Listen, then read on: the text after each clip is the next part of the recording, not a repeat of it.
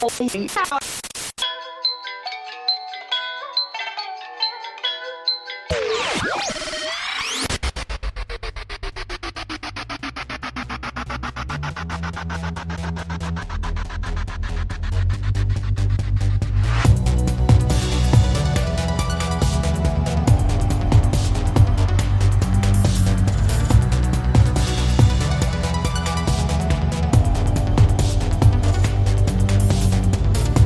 walked out of the Naked Gun and I needed a drink.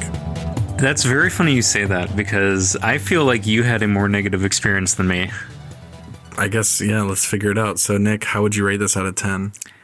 I would say, at the very minimum, this is a strong 3 out of 5. I had a good time watching this. I don't feel like I wasted any money. It was exactly what I thought it would be. I didn't have high expectations, but my expectations were met. It is a very watchable comedy that I thought did a decent job. Okay. What about you? This is 0. No way. No, not really. No, not really. But I was disappointed to find that this is a Seth MacFarlane movie. I mean, I already knew that going in, but just his fingerprints are all over this thing. There are touches of Seth MacFarlane humor that I can definitely tell what he specifically worked on. Yeah. It is... I don't think he's a sole writer, is he? He's not a credited writer at all. Okay. But this feels like a Family Guy movie. There are like 3 or 4 moments that definitely feel like a Family Guy skit. 3 or 4? That definitely feel like it. Okay. Where I'm like, okay, this goes on for way too long. This isn't very funny. Sure. Overstays its welcome. But overall, I think that everything is fairly tight. Feels like the original Naked Gun. The best parts of it, too. There are moments that I chuckled. I didn't have like a big belly laugh at any scene. But if you like the original Naked Gun, I think you would find this a decent viewing. Yeah, I guess. Yeah, I would agree with that. It was, it never made me, I think the hardest I laughed was this kind of laugh where I'm leaning my head on my hand and I go, I probably had a harder laugh where I'm just like, something that was I don't want to like say too many of the jokes, because like the thing in comedy is like when you say a joke, you definitely spoil some of the movie. The plot doesn't really matter. And I will say this, one big gripe I have with this that I usually don't have in comedies of this sort is the plot was pretty stupid and bare bones. The plot is exactly a Family Guy plot where you have a situation that doesn't necessarily develop, but you have a situation, characters react to it, they do whatever they do for the purposes of humor, and then at the end it's like, oh, we solved the thing to lead us to the third act because someone watched a video of something. Yes. Well, there's always some unexplained off-camera reason why the climax can now happen. Nothing Seth MacFarlane ever writes actually builds to anything. It just goes nowhere for like sketch comedy, and at the end it's like, now we're at the ending. Yeah, I was disappointed in the plot because Naked Gun is never really about like having a very like well-structured plot or like anything that makes sense really, because it's a comedy. But this felt like very phoned in. This is such a Family Guy ending. I mean, when they say early in the movie, they're like something when the balls drop, and I was like, there's going to be 2 balls dropping on New Year's Eve, and then there are, and you know, I guess I can't really say more, but every single thing about how the climax happens, you're like, yeah, I know. Yeah, I didn't... Nothing happened that really surprised me in any way. Yeah. But if you come into this with low expectations, thinking this will probably be fine, you will go out of it being like, yeah, it was fine. At the very least. Some people like this more than others. Yeah, I went in with very low expectations just because it didn't... I was hoping that it would be good, but the marketing I saw, I went, Seth MacFarlane connection, I went, ugh, oh no. Yes, that put me off. And I didn't watch any of the marketing. I didn't watch any trailer because I was like, well, they usually spoil jokes. I didn't want anything spoiled. But, yeah, Seth MacFarlane, I don't know how he even got tied to this. It was probably, I mean, he's connected to that other thing we watched the other night, the Netflix, the Good Times cartoon. Oh, yeah. That was him and Steph Curry. Caleb showed me this unbelievable fucking clip last night. That's like the most racist cartoon ever made by black people. Yes. Against black people. Yes. It has like Jay Farrow and fucking... Who else in it? Wanda Sykes. Yeah. And a third name, but I forget. It's really bad. It's like something the FBI created to sow discord among the races. Yes. It's that bad. Seth MacFarlane's an asset, I guess. Yeah. This movie felt very Seth MacFarlane to me, where it has a lot of hallmarks of things that he has his fingers on, where I already mentioned it doesn't ever build up to anything. Every episode of Family Guy, if you watch it, around 75 to 80% in, whatever is happening in the episode is always resolved with a off-screen Deus Ex Machina. Yeah. It's not even just a Deus Ex Machina. It's always off-camera. Yes. Almost always. I will say, not wrapped up. I don't feel the Seth MacFarlane connection as strong overall as probably you do. I do feel it, for the record. But I do sense more of the Naked Gun connection, like tied to the Zucker brothers. Because there are a lot of things. I really am like just a sucker for, like there's a scene where a guy offers Liam Neeson's character, Frank Drebin Jr., he's just like, cigar? And he goes, yes, that's a cigar. Just that very dry humor. Like, Shirley, you can't be serious. And he's like, yes, and don't call me Shirley. I love that shit. And this movie is full of that. And it doesn't ever come off as corny or nostalgic. There is a scene where they talk, like everybody is the son of somebody in the previous series. But it doesn't ever come off of like, oh, this is just the sequel to Naked Gun, like too much. They do mention it because it's like obviously you have to, but yeah, I didn't get like the kind of cheesy nostalgia that I thought might happen. So I was pleasantly surprised in that aspect. It doesn't depend on remember when moments, the way that you're expecting it will. There's very few of those actually, to its credit. This kind of does the 22 Jump Street thing, where in 22 Jump Street, it's like Ice Cube's like, all right, guys, we're going to college. It's going to be big. It's this is a sequel to the previous program. It's going to be bigger, more expensive, this, that, the other. Liam Neeson has a moment early on where he's like, he's talking to his dad and he's like, I'm going to try to follow your footsteps, but also do my own thing. But also, and it's an obvious wink, wink, we're rebooting this. But to me, I don't think this movie succeeds on its own. I think if you just watched this, I mean, it's fine. Like, you're not going to watch it and have like a terrible time. There's enough moments that make you smile at least to get you through it. But I mean, I just think there's a lot of misguided decisions here. Number one, I think Liam Neeson is horrifically miscast in this. Whoa. Okay. Already we are at odds, because I think Liam Neeson playing like, he has to play this straight like Leslie Nielsen did. Yeah. I think Liam Neeson was great in this. I disagree. No, you're wrong and you're dumb. He's terrible in this. He cannot hide his Irish accent, which is insane that someone's been acting that long in American movies and still sounds the way he does. This felt like watching Marlowe to me. Okay, I did see the Marlowe connection. Sure. There were a lot of scenes. I will say this. I don't think he's trying to hide his Irish accent. I think it is funny. I think it is funnier that he is just like, I'm Frank Drebin Jr., Police Squad. It's stupid. It's funny. It's funny because it's stupid. That's the reason why. That's how I read it. Couldn't you defend anything that way? Where you're like, it's dumb because it's on purpose. This is the Naked Gun. It's a parody of movies like this. I know, but what's that a parody of? Just him having the wrong accent. It's not like no one remarks on it. No one's like, are you from Ireland? Like, no one notices. That's what makes it funny to me. Okay. I mean, he's just playing himself, but he's playing it completely straight, which is exactly what he should be in this scenario. Yeah, I mean, attitude-wise, I don't want him being self-aware. I just felt it was weird that the accent took me out of it. Number two, I think his comedic timing is not good. I think that a lot of times that he's talking, I wanted to like grab the screen and like hand crank the thing to like move faster. Like his line delivery was just painful to me a lot of the time.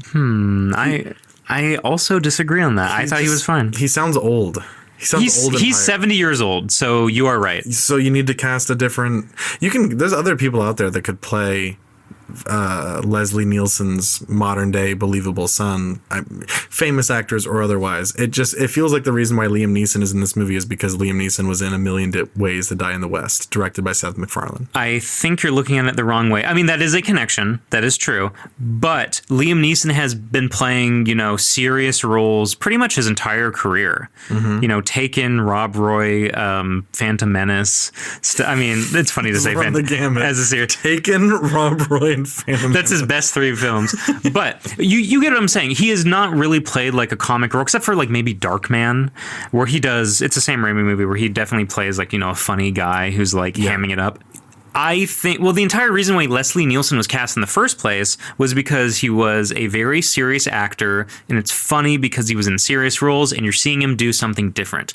Liam Neeson was in serious roles before this, and now he's in a funny movie, but he's playing it as straight as Leslie Nielsen. Again, you could cast Daniel Day-Lewis in this and make that argument. That's not enough on it. You could cast any serious actor and it's like, oh, but now they're doing it silly. Like, I don't think he's very funny. Like, Leslie Nielsen is hilarious as this character in both Police Story. That's the Police Squad. Thank you. In both Police Squad and the Naked Gun movies, like he is, and Airplane, based on Airport. He is just, in my opinion, objectively funny, and he just has like perfect timing and delivery and everything. Liam Neeson. Is that why they were cast? Because the LN connection. Is that why? Yeah, maybe. Liam Neeson. Sure. He just seems old, tired. His hair is like dyed brown. It looks fake and stupid. I didn't buy him. There are scenes in the movie that are funny with him in it.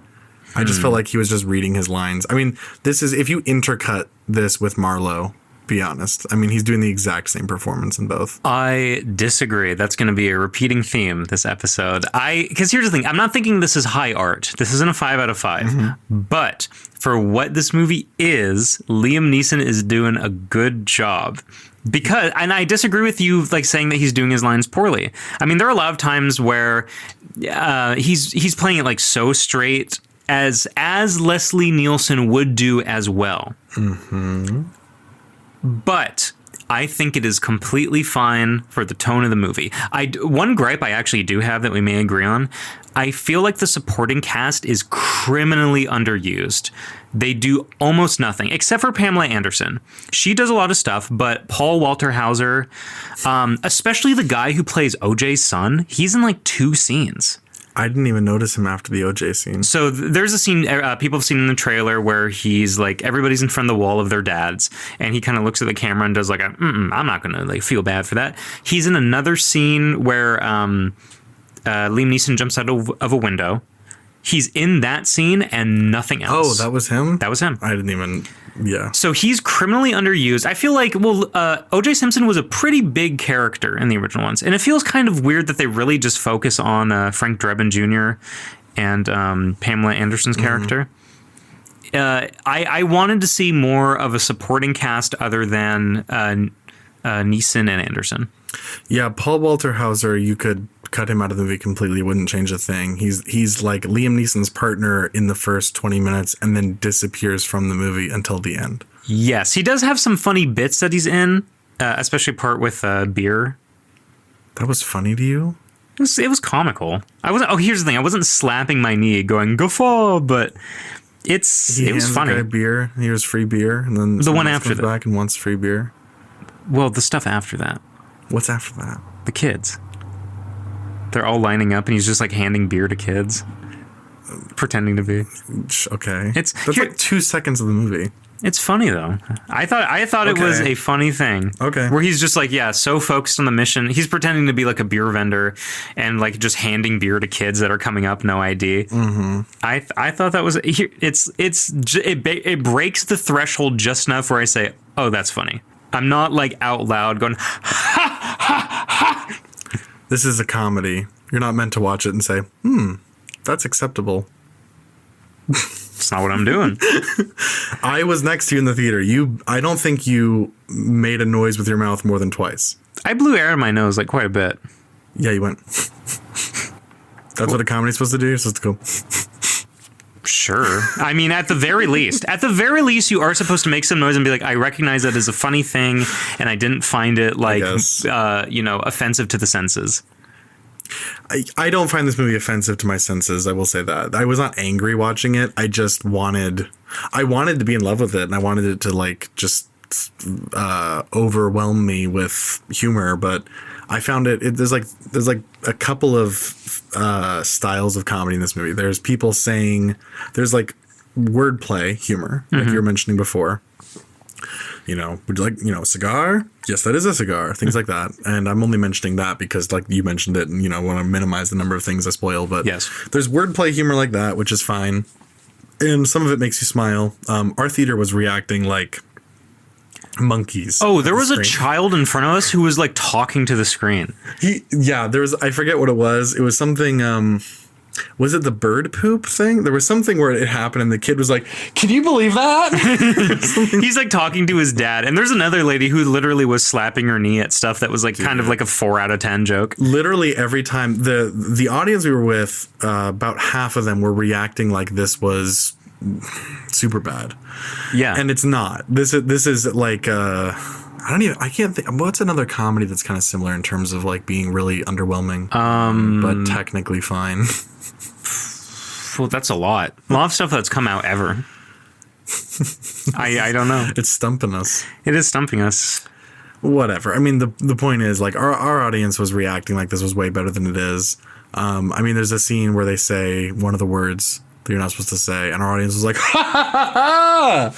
So we had a lot of like Shane Gillis fans with us who are, "Oh my god, I heard the word that you're not supposed to say. That means this is good comedy." I thought that scene was funny. For the record, it's fine, but everyone was reacting. If it was a 4 out of 10 joke, they reacted like it was an 8 out of 10. Yeah. If it was a 5 out of 10, they acted like it was a 10 out of 10. Everything was like overblown, and that made me notice how much it wasn't really getting a reaction out of me. Because almost every scene, I'm like, okay. There's like at least one thing per scene where I was like, oh, that's cute, that's clever, that's whatever. But then you're like getting punched in the face with these Seth MacFarlane things, like the fucking snowman, the song choice, and that is such a Family Guy scene that I just wanted to like strangle Seth. Yes, if you are not a fan of Seth MacFarlane's kind of humor that just drags on like way too long and like is full of non sequiturs, there are moments of this movie where you say, "Oh, that was Seth." Yeah. Especially one gripe I also have with this movie is I really do love visual gags.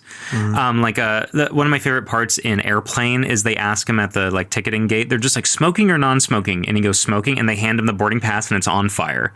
That's funny because it's like, subversion, and it's like, I get, there are a lot of visual gags like that in the first third half.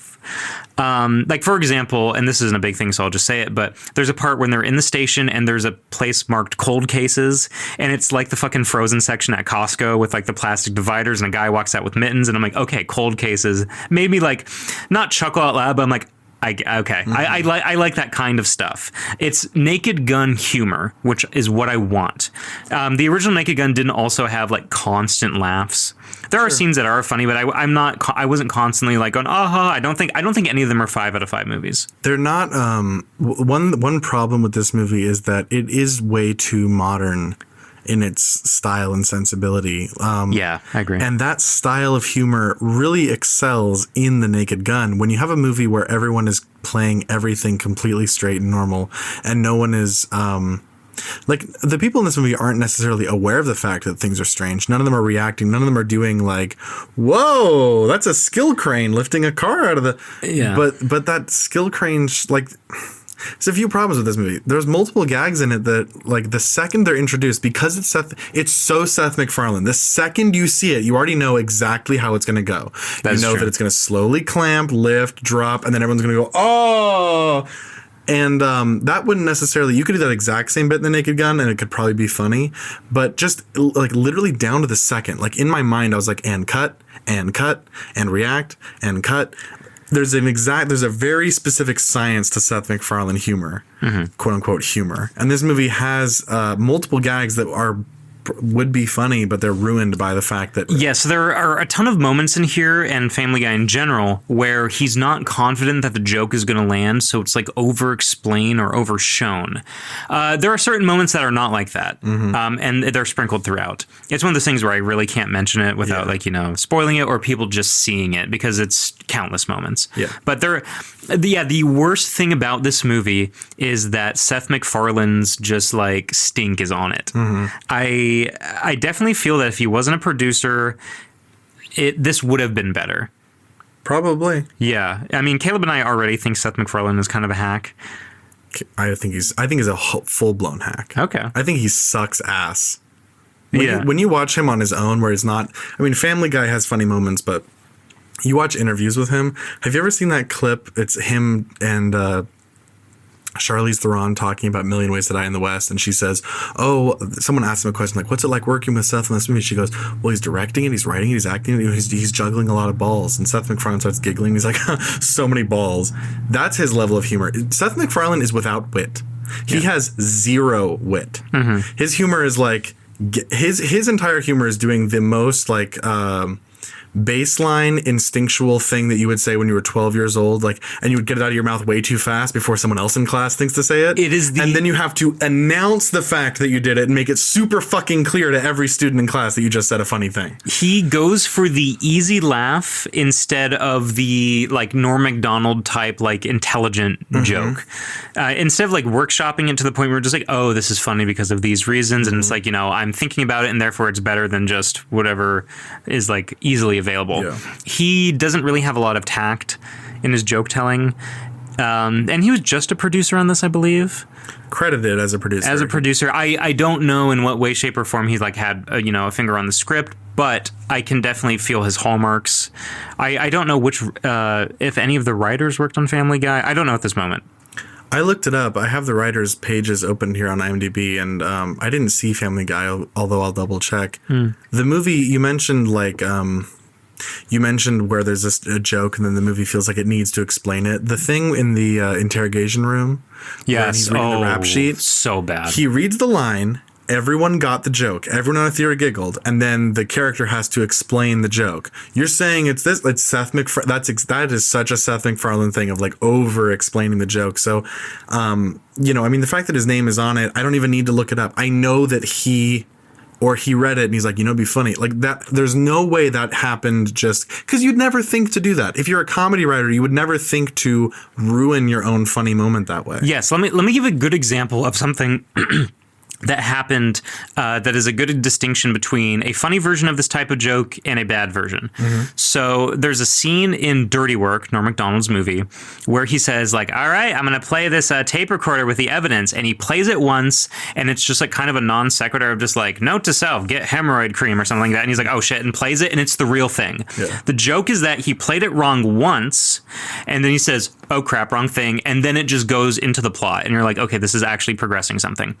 What happens in The Naked Gun, especially in an interrogation scene, is Frank says something like, pull up my body cam, and then it pulls up the wrong scene. And what would happen in a good comedy is something very brief where it's like him doing something and you're like, it's funny as a non sequitur, and you're like, oh, that's not what it's supposed to be. And they would cut to the actual evidence. What happens in this scene is it goes on for 2 minutes and it's full of fart jokes. Yes. And I don't know about you. I was thinking during the movie when the suspect starts going like, no, don't if you had cut out the middle of that and cut to that of him, like he has the thing, he lets the guy go because he's having his problem. Then he's eating the second hot dog. That would be very funny. As it was, I found it funny. I was smiling. I was like, okay. But yes, it goes on way too long and you get it. You get it already. And it just keeps going and keeps going. And then it's like, okay, he's shooting the gun. Okay, it's escalating. And then ultimately it just leads to him and then without any consequence, like it's taking so long showing you all of this just for Liam Neeson to be like, okay, here's the spot. And then they hit play. Yes. It's like, why did we spend all this long? We got the joke in 15 seconds. It doesn't elevate the joke. 3 minutes on it. Yes. It doesn't elevate the joke to something more than it is. It is the exact same joke for 2 minutes. Literally. It's just more of the same. So I do agree. There were several moments in this movie where it's like, come on, we got it. There are certain moments where this is like less than a 90-minute movie. And I was like, come on. Get through it. The X-ray binoculars scene. The first time you see it, you're like, I already get it. And you know that Seth MacFarlane's going to milk it for 10 minutes. And they've done that joke before in Austin Powers. I haven't seen Austin Powers, actually. There is a scene where somebody is seeing a silhouette in the tent in Austin Powers. Okay. And it's basically the same as what we're describing here. And it goes on for far too long in here. There is a literal copy-paste Family Guy joke in this movie. Did you notice it? Remind me. In the nightclub, when Liam Neeson is introducing Pamela Anderson's character. Oh, the thing of like, he's like, oh, yes, her name is, and he looks around the room. And it's in Family Guy, he's like Peter Griffin. It's actually kind of a funny joke where he's trying to think of a fake name. He looks around the room, he sees a P on someone's place, says P. He sees someone crying, tear. And then he sees a griffin, a lion with a Or wait, no. What is it? A lion with wings? That's a griffin? Yes. Yeah. And he says Griffin. Peter Griffin. Fuck. That is funny. Yeah. That is a funny moment. That moment happens verbatim in this movie.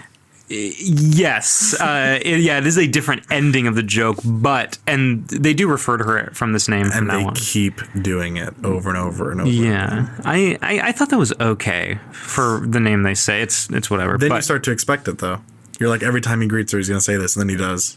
Yeah. So it doesn't surprise you. It doesn't surprise you, and I think it's whatever. It's whatever. I'm not going to defend it. It's bad. I guess like an overall theme about this is I tolerated this movie more than Caleb. Is something that I'm realizing. Yeah. I feel like, well, okay, out of like 10, what would you give this?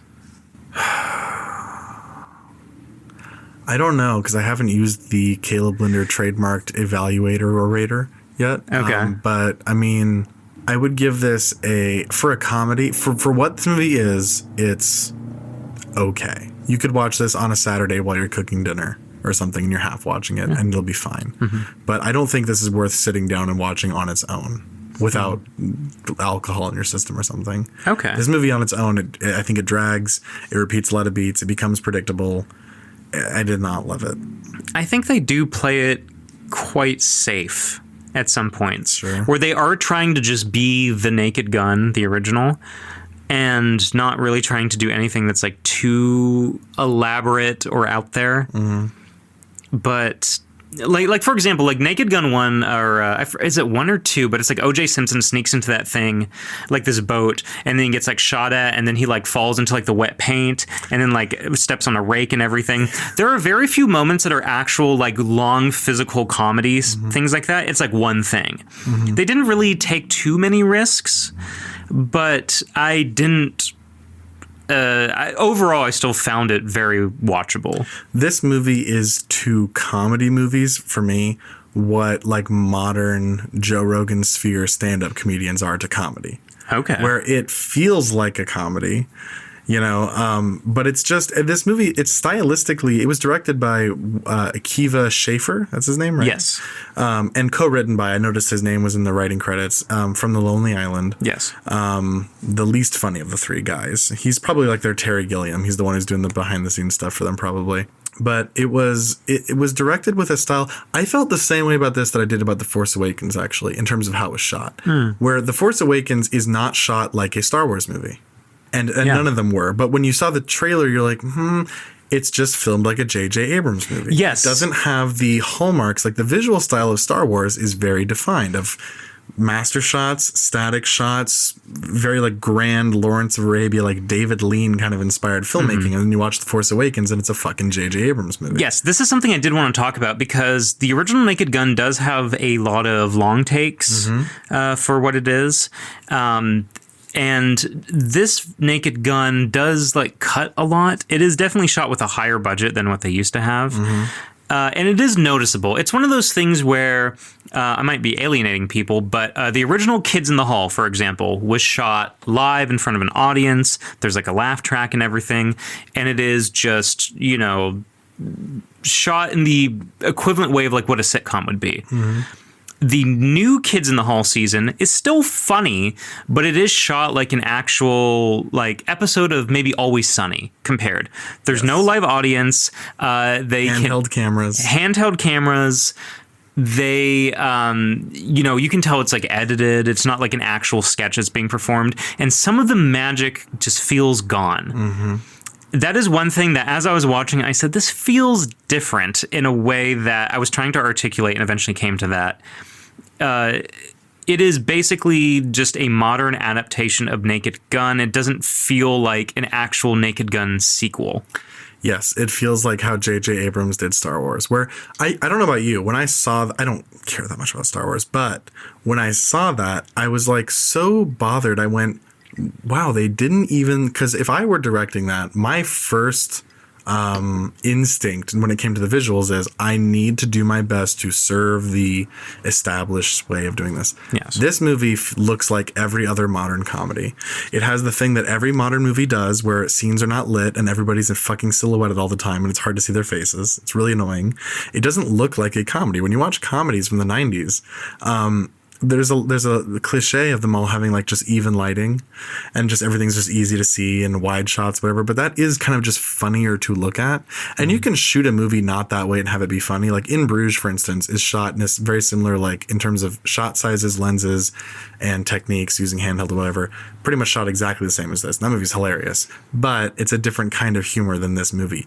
This kind of movie, you need those locked off wide angle shots where it's kind of awkward and the kind of stiff delivery of the visuals. You don't even notice it when it's working, but the way that it's like very shot in a very stiff way adds to the anachronisms that the movie is filled with. This movie has all those anachronisms. Some of them are Seth MacFarlane anachronisms because all of Seth MacFarlane's humor is, isn't it weird that these two things that aren't normally done at the same time are being done? This person would never say that.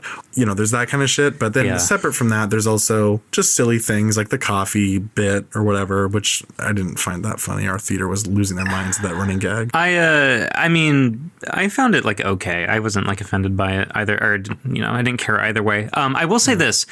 I guess like an overall, feeling of this is like, let's say you really love a song. You have like a favorite song. And then your friend comes and said, oh, I listened to this song the other day. It's like blah, blah, blah, the song you like. And they start playing it for you and it's a cover. And then as you're listening to the cover, you're like, well, this isn't bad. You know, they're doing a good job, but it's not the song I like. That, I think, is the perfect metaphor for what the new Naked Gun is. I can recognize everything that's happening in it and be like, yeah, this is good, but it is not exactly what I want it to be. Yeah, I don't disagree that much. Yeah, it does feel like a cover, and it feels like a cover done by the Seth MacFarlane man. Exactly. I mean, I'll stop mentioning him by name at this point because he doesn't even deserve it. McD. He's like good friends with Logic, by the way, the worst rapper of all time. Dude, that's crazy. How does it even happen? He sucks so hard. I can't even like put it into words. And this movie has so many things in it that are just like, they're there for like 60-year-old people to be like, I know what that is. It's like, who are you making this movie for? It has such a youthful, or at least trying to appeal to like modern youthful sensibilities kind of angle to it. Yet like the songs are from the 80s. It's just like McFarlane's playlist, you know? Yeah, there is a weird running gag where Frank Drebin Jr. is somehow like nostalgic for like 2005. Yes. And it's something that he says early on and you're like, what the fuck are you talking about? That joke landed so flat. It's so, what is the first thing he says? He's just like, I will never forget Janet Jackson's halftime show. And it's like, what are you talking about? I was angry about the Janet Jackson halftime show. That was 20 years ago. Not to me. Not to me. And like other stuff where just Black Eyed Peas. Oh, Black Eyed Peas. Fucking like Enya, Only Time, which was a 9/11 song. It's very weird because he just kind of says it like first time and you're just like, what does that reference even mean? That is very much a Seth MacFarlane thing where it's just like, remember the time Janet Jackson's boob came out? Yeah. And it's like, oh my God, Janet Jackson, your boob's out. What a weird non sequitur. I never would have thought that they'd be mentioning that in this movie. Hey, that is a thing I remember and that was from a long time ago. And why would anyone care about that? That means it's funny.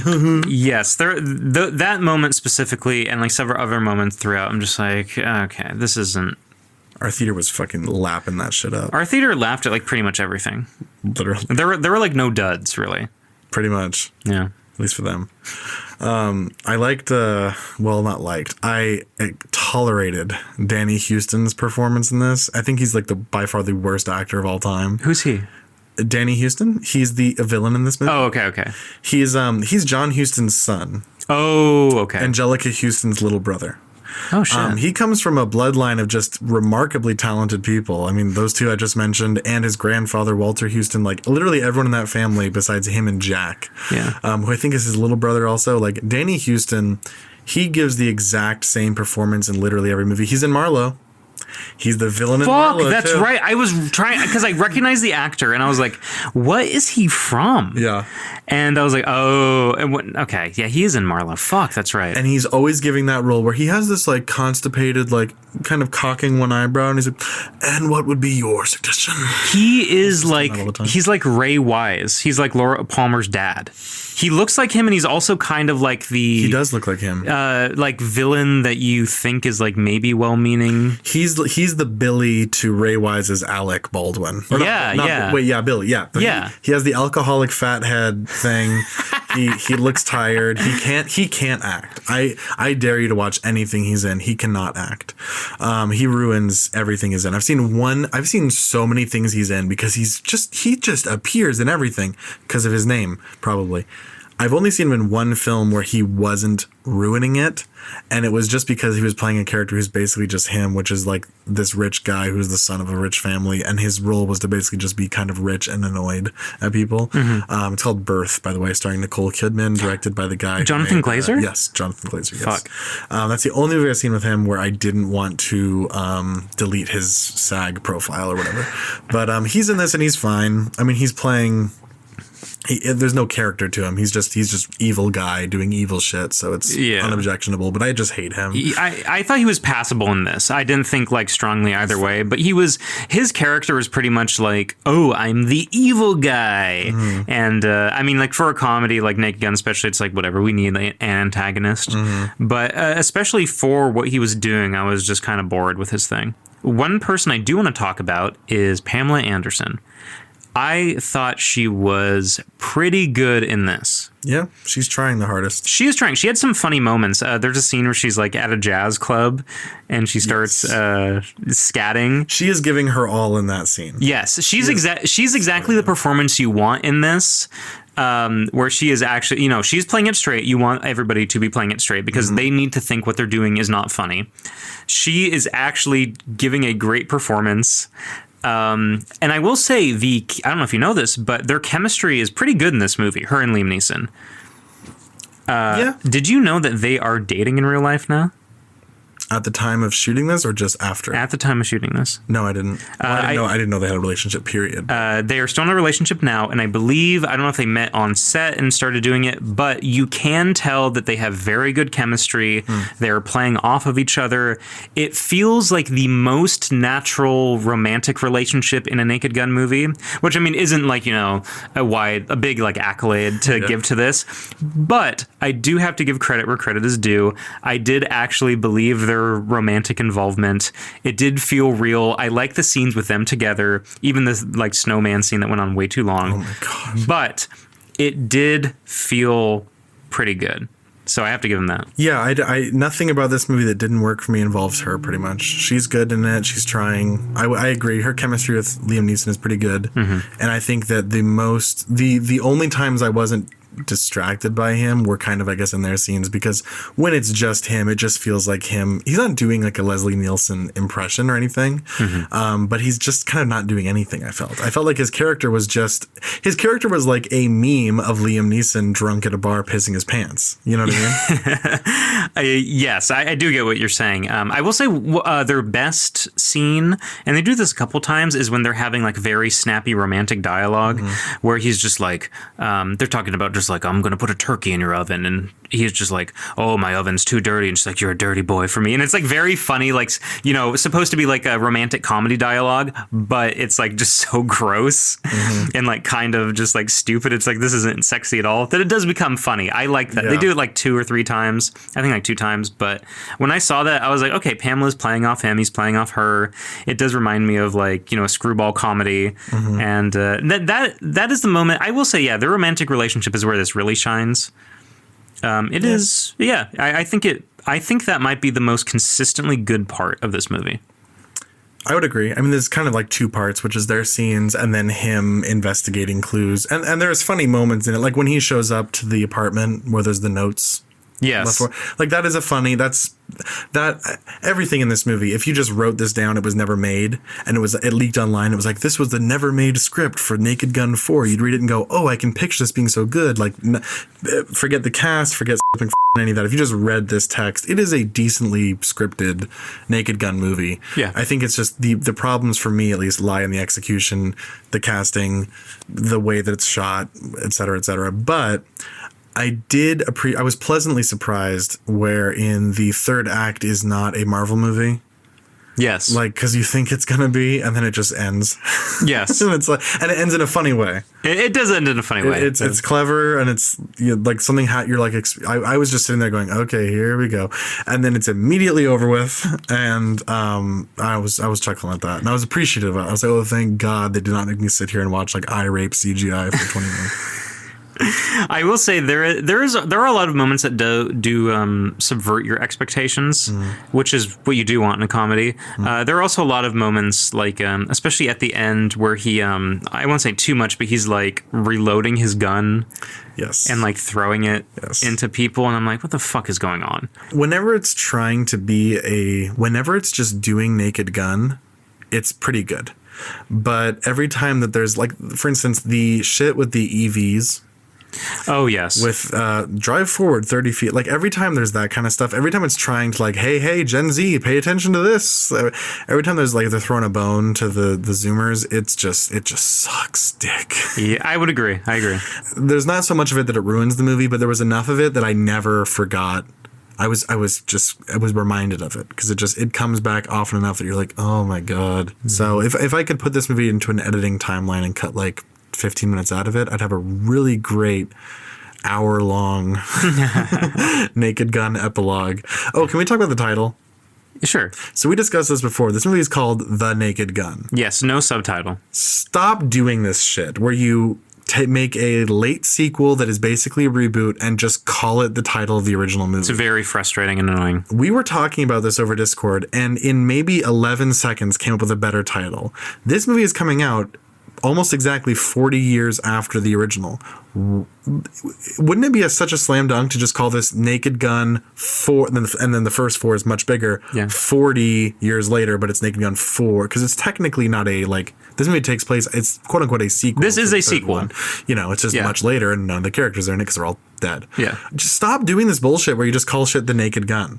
It's stupid. I hate it. I hate this fucking reboot type shit. And you are right, because every sequel title is kind of a play, because the second one is called 2 1/2. The third one is 33 1/3. Exactly. So this is the fourth movie. If you called it 40 years later, you're instantly like, it is a smarter title. It's one of those little things that kind of goes a long way. Yeah. We're just like, oh, I get it. You're being clever. That makes me want to see your movie. One of the Lonely Island guys might have been in the room pitching that, and was like already halfway out the door, like lighting up his bong. He's like, "Oh yeah, it's great, it's great." Is there something with like a balls drop? Ooh, the balls drop in New York. Do you think is like Alan Alda's character in Crimes and Misdemeanors? He's on the subway and he's like, "Note to self: the ball drops on New Year's Eve." That sounds like balls dropping. Use that in something. Yeah, he's just on comedic hack. Yeah, I mean he is, but he is a 100% comedic hack. Yeah. Have you ever seen those things from Family Guy, like the original incarnation of Family Guy when it was just him doing it? Yes, it's awful. It's terrible. It's terrible. When it's just him, it's unbelievably bad. And even when it's only partially him, it's still mostly bad. He's a talented voice actor, but I don't find the stuff he writes funny. Yeah. He's also a great singer. Have you heard him sing? He's a good crooner. He is basically Frank Sinatra. It's uncanny. He's very good at doing that. Yeah, he's very good at mimicking other people, but he's not an original voice. That is actually the perfect, metaphor for this. By the way, I wasn't trying to make that a double entendre. I just meant singing wise, but that is true of his humor too. He's not an original voice. Because we talked about in our Woody Allen episode that he basically lifts a lot of his humor from Annie Hall or comedies of that type. Oh, yeah. And I recognize that. I'm just like, oh my God, this has like the type of non sequiturs and fourth wall breaks that Family Guy has. He is very good at recreating to moderate success what people have done before. Mm-hmm. I don't feel like he creates anything that interesting by himself. I've seen A Million Ways to Die in the West. I was like, well, whatever. I saw it when it came out, and I was like, probably a young teenager, whenever the fuck, I don't remember. And I was like, oh, funny, but I didn't really like it back then, even. I agree with everything you're saying. I mean, I haven't seen Million Ways to Die in the West because it looked terrible. I watched Ted. Did you see Ted? Ted is surprisingly okay. I will defend Ted, and Liam Neeson's in that. What? He's in Ted either 1 or 2. This is actually probably why he got cast in the film. There's a scene in either Ted 1 or 2 where Ted is working as like a grocery store, like the checkout person. And Liam Neeson comes up with a box of Trix cereal. And he's like, I've been led to believe that this cereal is only for kids. And he's like, can I buy it as an adult? And Ted's like, yeah, you can go ahead. That's just a commercial. And he's like, so I won't be followed out of the store. And then he's like, yeah, I won't follow you. And he goes, you've done me a service today. And that's just the scene in Family Guy where Brian gets a job at the store and then Liam Neeson is there buying Trix. Yes. Every scene from every time there's a celebrity in Family Guy, it's just a celebrity, but they're being that weird customer that you had at Taco Bell that one night. Yes. Yeah. This is, I mean, honestly, that scene in Ted is what this Naked Gun is like. Mm-hmm. So if you thought that scene was kind of funny, you'll probably like this movie. If you thought it was like, oh, I don't like that at all, I don't find this kind of humor funny, then you will not like this. I agree with the Ted comparison because this movie is very much like Ted in that it has a traditional like comedy movie structure, but it's just full of Family Guy scenes. You know, and some of those scenes are fun. Like Family Guy, every episode of Family Guy, I would say, has at least one funny moment, but it's way too far in between. This movie is more consistently funny than an episode of Family Guy. This movie is the length of 5 Family Guy episodes, and you're going to laugh more at this Naked Gun film than you would at 5 Family Guy episodes in a random order. I agree. So it has that going for it. I agree with that. Yeah. That is our common ground, we find. Yeah. I don't really have too much more to say about this. I think that this movie, I think I paid $12 for this about. I think it is worth, for the stuff I like, it is worth $12 and you should see it, but not have high expectations. Yeah. I'll co-sign that. Okay. Yeah, I like it more than Caleb, and I understand why you don't like it as much as me. I completely get it, because comedy is very subjective. Yeah. I can tolerate stuff and the stuff in this movie more than you can. Sure. And that doesn't say anything good or bad about you or I. Sure. Yeah. Anyway, can I tell you something really quick? Or not tell you, but I just want to... There's 2 things. Coming back around to the writers of this movie, besides Akiva Goldsman? No. Schaefer, thank you. Akiva Goldsman is a different screenwriter. Besides him, the other 2 writers of this movie, who I will not name, they have the exact same credits, so they must be like a writing team. So I would bet that they were hired to write this script. There was an assignment in Hollywood. Okay, we need this movie. And then Akiva Schaefer probably rewrote, touched it up, polished it. Who knows? But they have a decent amount of credits that are just kind of, it's just whatever. Like they just look like hacks. I want to read you their IMDb. Oh, please do. So starting with modern day and working backwards, The Naked Gun, they wrote Mother Mary TV movie, never heard of it. Chip and Dale Rescue Rangers. Oh, okay. They wrote an episode of a TV series called Pretty Smart. Never heard of it. They wrote 7 episodes of a series called Earth to Ned. They wrote a movie called Magic Camp from 2020. Nope. They wrote Doolittle from 2020. Oh, the Robert Downey Jr. one that like flopped notoriously? Yeah. Fuck. And then before that, I'm not even going to read them. I haven't heard anything. I can read them, but it's just like Most Likely to Murder, Crazy Ex-Girlfriend, Mother Mary, Comedian. They wrote some episodes of How I Met Your Mother. Oh, They actually wrote a lot of those. That's like, I guess, their starting point. I guess so. But they're clearly just plug and play. Hey, you need a script. Okay, we can shit one out. Like nothing remarkable about them. Not people with like an artistic vision or like any dogma. I'm sure they just have a good agent who's like, hey, what if you had like these guys? They wrote your favorite episode of How I Met Your Mother, and it's like, oh, that 6 out of 10 show, great. Hire them for the Naked Gun reboot. That show that I play when I'm folding my laundry. Yeah. The other thing. When we got to the theater, there's some interesting posters. So there's only so many movies playing at the theater we went to. We went to the theater in my current town, which is very small. I think it's 6 screens, maybe 8. Currently playing at the theater, we have The Naked Gun. We have the James Gunn Superman. We have, I didn't even know this existed, Jurassic World Rebirth. I've heard of this. Just like the Alto Knights, I don't even know. They make money for Chinese people. I guess. I haven't seen a single piece of marketing for this. I did not know this existed, but there's a new Jurassic World. There's a new Smurfs movie called The Smurfs. Rihanna is Smurfette. That's what the tagline says. Nick, I'm so happy you mentioned that. It said Rihanna, starring Rihanna, James Corden, and Nick Offerman. Fuck off. That is such a 9/11 cast. Dude. James Corden is one of the biggest in Hollywood. I fucking hate him. Yes. He basically got kicked out of England for being a fat cunt. Oh, really? I mean, pretty much like every comic in England is like James Corden is fucking gay. Patrick Stewart hates him. There was like a thing where he was like hosting some fucking awards show, like maybe the ESPYs or something. And Patrick Stewart was like being normal and James Corden just being fat and drunk and gay. James Corden did a very like disrespectful, not at Patrick Stewart, but he was just acting unprofessional and being very like annoying and stupid. And Patrick Stewart like saves the energy by getting up on stage and being like, I just want to say, James, your shirt came up, I could see your belly, and he's just like kind of roasting him. And then James Corden gets his feelings hurt and he's like, oh really, because I can see you on stage dying right now. And then the audience is just like, crickets. What the fuck? Yeah. Yeah. There's stories of him being I saw something of him at like a restaurant in LA where he was like a psychopath. Like he had some altercation with somebody and there was like a lawsuit maybe or something. One thing I do remember. The fucking eggs are cold! Like that kind of thing, you know? One thing that he did do is his staff played a prank on him when he had a show in America. And what they did is he was driving into whatever lot they film in. And, you know, they have the guard that like checks your ID and makes sure you go in. Yeah. They had a guy play the new guard and he's just like, oh, ID. And James is like, well, I'm James Corden. You know, I'm the host of this show. And he's like, oh, I don't recognize you. And he's like, I'm the guy in the billboard. And he's like fucking freaking out.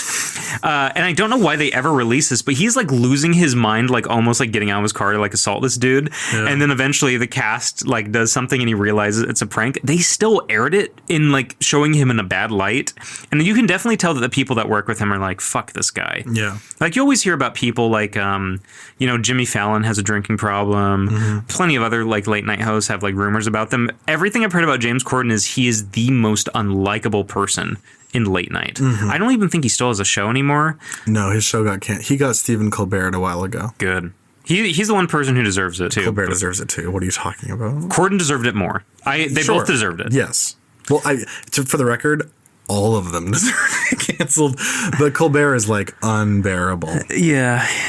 He's uncolberable. Yeah, he was okay in Colbert Report. I liked him, but when 2006 when he got the late night show or the late show, whatever it is.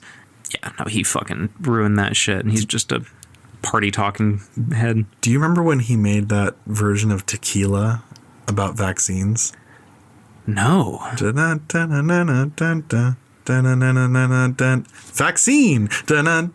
remember that? And he had like his whole crew in like vaccine costumes jumping around. That's bad. There's nothing really to say about it. It's just something you see and you go, ooh. That's a disease show.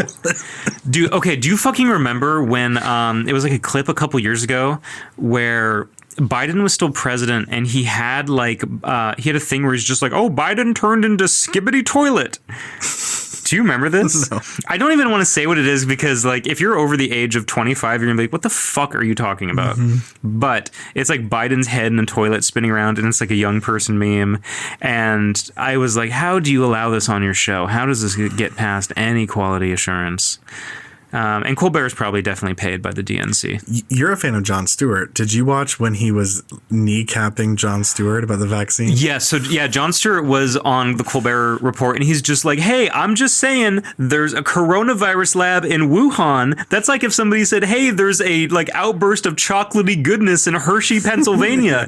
It makes sense to investigate the fucking like. So you're saying you're not questioning vaccine efficacy? He keeps interrupting his bit. He's like constantly. Yeah, he's just like, wait, you have to toe the party line. It's one of those things where it's like back in the day when they both had shows on at the same time, I was watching both of them, and then I started moving towards just watching Jon Stewart because I'm like, Jon Stewart actually is smart and is an actual stand-up comic. Stephen Colbert is funny, but he is more playing a comic actor. I've seen him in roles, and he is funny, but he definitely got the call. Oh, he belongs to intelligence. The number of times he's had guests on his show and they start bringing up things that are not the narrative, and he immediately is interrupting every time. Yes, every time. Mm-hmm. There are montages on X, and it's so gratifying to watch the people noticing that stuff because I'm like, yeah, I remember living through that and clocking it as it happened. Yeah. not currently playing at the movie theater. Well, I mean, the stuff that's currently playing there, like the Smurfs, the Superman, the Naked Gun, whatever, it's literally at the point, I remember in like 2015, 2016, people were constantly saying, like, at a certain point, it's just going to be reboots and sequels, you know? And that was a time where like a third of movies playing at any given time were reboots and sequels, maybe a little more depending on the week. But those were definitely the ones that were dominating the actual box office returns. But you still had other options. We're at a point where that's literally like, that's just what you have. It's like plug in Star Wars movie, plug in Jurassic Park, plug in Pirates of the Caribbean, Transformers 9. And like, I can't even keep track of it. And I just see what's currently playing there. And I'm like, I would have no reason to leave my house. If it wasn't just for the specific fact that we thought there might be something worth seeing this movie for, I don't know when the next time I would have gone to the theater is. I looked at the AMC app the other day and I was like, there is nothing here that I'm actually interested in. Maybe besides one thing where I'm just like, I've seen that's gotten good reviews. Yeah. But I mean, anything else is like, you know, just, a sequel, like you said, an IP that already exists or something I'm like, I'm just really am not interested in. I remember in high school, if I ever had literally any day, and it could be multiple days in the same week, if I had any day where I was like, I want to kill a few hours, I'm just going to go see a movie, there was always something. Yeah. And now it's just crickets. It's just Smurfs and Superman, and it's just repackaging of the exact. It's like a hyper. I forget what the context was. I saw a video once of Steven Soderbergh explaining that he got on a plane and he saw this dude who had all 4 Transformers movies on his iPad. And he opened up the first Transformers movie and started skipping to the action scenes. And he was just watching only like the mayhem. What? Yeah. And Steven Soderbergh's like, and my heart started fluttering. I realized this man's flight was just going to be like 6 hours of just mayhem porn. And he's like, oh my God. And it's this really like rousing speech. I forget where it was. I could find it. But it's this long speech about like what he sees as the current state of movies. And this is like 2013, by the way. And he's talking about how he's like, and now we have, he makes this analogy of how you go into a mall and there's always music playing. And he's like, you never have a moment of silence. Like I have to be listening to a soundtrack while I'm urinating. And he's like, I imagine that I have this like drum beat, this percussion going through my life as I go through and do my daily tasks. And when the space between the drum beats is so imperceptible that it just feels like constant bombardment of white noise, that is how I feel about movies now, where every single one, it's like everything is being rebooted and redone and sequelized faster and faster and faster to the point where I can't even, not that I'm trying to pay attention, but I look at this stuff and I'm like, if you had told me 7 years ago, Caleb, the only movies in the theaters are going to be these titles, I'd be like, you're fucking with me. We're not going to get to that point. You're black-pilled right now. Yeah. You are just like being too negative. There's no way that we're gonna get like just only Jurassic Park movies making over $1 billion. What are you talking about? Jurassic Park 4, or sorry, Jurassic World was Jurassic Park 4, but like Jurassic World has now had more sequels than Jurassic Park. Unbelievable. Who is watching this besides Chinese people? Literally, who is going to watch? If you're in this country, I mean, here's the other thing. I don't even understand how foreign audiences are watching this. Every culture gets, I guess, different things out of different movies. Like when you watch like a Bollywood movie, it's nothing like an American movie. I would never expect a Bollywood movie to do well here. Right. And I guess only a couple ever really have. As far I could be completely ignorant. I don't think so, though. You are right. If you would talk to the average person, they haven't watched a Bollywood film in theaters, especially. Yeah. So, you never know what's going to play elsewhere. Maybe these kinds of movies are just what I haven't really seen that many Chinese movies, honestly, outside of like Crouching Tiger, Hidden Dragon. That's actually Taiwanese. So, free Taiwan. Yes. But maybe our like mayhem porn is exactly the style of movie that culture likes, and that's why they see them. But I don't understand if you have a modicum of intelligence, like I don't know how you can be entertained by this shit. It's just like noise and color, and it's like asking Meta AI to generate a cartoon for you and then belly laughing at it. Yeah, like you're just watching soulless. Like this might as well be Chips Ahoy. You're just eating Chips Ahoy's and you're like, this is a really good dinner. What I think it is if you look at like the Chinese top grossing movies, stuff that's like CGI fests compared to our top CGI fests, ours are way better. It's like a generation better. Okay. Even to this day with all the technology. How it looks, you mean? How it looks, yes. Okay. There are Chinese movies that definitely do well over there. There are some, honestly, there was one movie, I think it's called The Battle at Lake Changjin. It's something during World War II. But it is a movie that is actually like on the top like 20 highest grossing movies ever list. never released in the United States. It is one of those things that just only the Chinese are like, we're going hard for this. It's their Avatar. It's Chinese Avatar. Yeah. I thought Avatar was Chinese Avatar, but they have their own Avatar. I guess so. Yeah. But they definitely watch our movies just to see, like, oh, your CG is like so fucking good compared to our top level CGI is nothing compared to, like, American CGI. So that's why they're watching it. But why would we watch their like below par CGI that we would find like extremely cheesy in theaters? That's the thing. Imagine if Chinese CGI, which is a funny thing to say. Imagine if Chinese CGI was like eons better than ours. I would never go to see a movie because of the CGI. It's funny because Are you literally soft-brained? Yes, it's one of those things where it's like, yeah, do you just want to ride on a roller coaster? Yeah. And it's funny because the best Chinese movies are all the stuff that's very low-key in art house, like Wong Kar-wai, John Woo, fucking Jia Zhengke, I think is a mainland Chinese guy. But all those movies are very like art house, don't have a lot of CG, are very practical effects, if any. And those are the ones that Americans do tend to like when they get like released here, more in art house circles. But my God, yeah, Chinese cinema is just so washed. I guess, yeah. Or at least the brains there. I don't know. Maybe it's something in the water. Something in the gutter oil. We saw the trailer for Running Man. Did you know that Edgar Wright was making that? I did know this. I did not know that. Edgar Wright, what are you doing, dude? You are so fucked up. Yeah. I mean, he has fallen so far from grace. Hot Fuzz is one of my favorite comedies of all time. I love that movie. It's good. Shaun the Dead is good too. World's End is whatever. I liked Baby Driver for what it was. Last Night in Soho was fucking stupid. I skipped that. That looked gay. It turns into a fucking ghost movie. What? I'm not jerking your penis with both hands right now. It turns into like she sees ghosts and then like try to attack her, and she goes like back in time. It's not about like a double or like a portal to an alternate or something. Well, it's kind of about that. It's not like Midnight in Paris level, like a portal to like a time gone, but eventually it just turns into like a zombie movie, and not a good one. Edgar, what are you on about? You need to be making comedies with Simon Pegg. I don't know what happened. He wants to be like a genre. It's really interesting how certain filmmakers, the kinds of movies they love are often not even in the same universe as the movies they make. Edgar Wright is like very much like just a lover of like genre movies and schlock, but he always made these like parodies, or at least he made 3 of them. And he made that show with Simon Pegg before that. I forget what it's called, Basics, or do you know what I'm talking about? Not sure. Whatever. This Running Man trailer, it looks like just literally any Marvel movie. Mm-hmm. It just looks like if you asked a really, really sophisticated AI to make a modern adaptation of Running Man in the style of a Russo brothers film, it would just generate this trailer.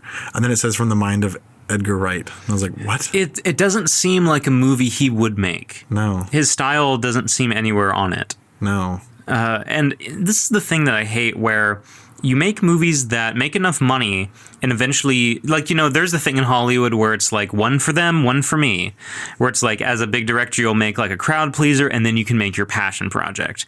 It seems like people like Edgar Wright, Greta Gerwig are just like one for them and another one for them, and they keep giving money, so more for them. Like Greta Gerwig, who, used to do stuff that was like kind of personal. She's doing the fucking like Chronicles of Narnia movie now. Yes, she's signed up to just keep making slop and pretend it's personal. It frustrates me so much. I hate when unique voices like that, even if I don't like them or, their stuff doesn't apply to me. I hate when they're just like stuck to making like Jurassic World Dominion. Almost none of them just turn down the money. Sean Baker, to his credit, is one of the only people who's like, yes, I'm fine without doing this. Yeah. I'm fine not selling my soul to this system. I find that very respectable. Yeah. It's one of those things that brings a tear to my eye. Yeah. Where it's like there aren't a lot of people who have the courage to turn down like, $50 million to make fucking like Thor 9. Yeah. I mean, I don't know about you. I wouldn't sleep if I signed a deal. I hadn't even made the movie yet, but if I signed the deal to make the Barbie movie, if I knew that I was going to be instrumental in the this move towards, IP doesn't even have to be other stories. It can now just be toys. Yeah. And we're about to have a decade of fucking Barbie knockoffs. Like they're developing them all right now, because it takes a while to get these movies through the pipeline. Yeah. Like, Barbie came out a couple years ago. Oh, just wait. Starting in like 1 year, we're about to get a lot of Barbies. If I knew that I had anything to do with that, if I knew that I didn't protest and go on a hunger strike or something like that, I would not sleep. But Greta Gerwig's going to sleep just fine while her husband is typing out his latest white noise bullshit screenplay. I mean, those two are so cooked. Oh my God. It sucks that there's toy movies now and they're taken seriously. Like when we were kids, it's like toy movies were just seen as oh, this is a way to sell more toys and not taken seriously. Or you had something that was kind of different, like Small Soldiers, where you're like, okay, this is a unique idea. Now it's how far before it is literally just action figures the movie? We're there. We don't even know we're there, but we're there. I forget what the quote is. You might know it. There's some quote that's it's talking about the clutches of the devil, and it's you won't realize the hooks have been sunk into you until you're so deep you can't see the light of day above the ripples of the ocean or something. I see what you're saying. I don't know the quote. But yeah. We're there right now.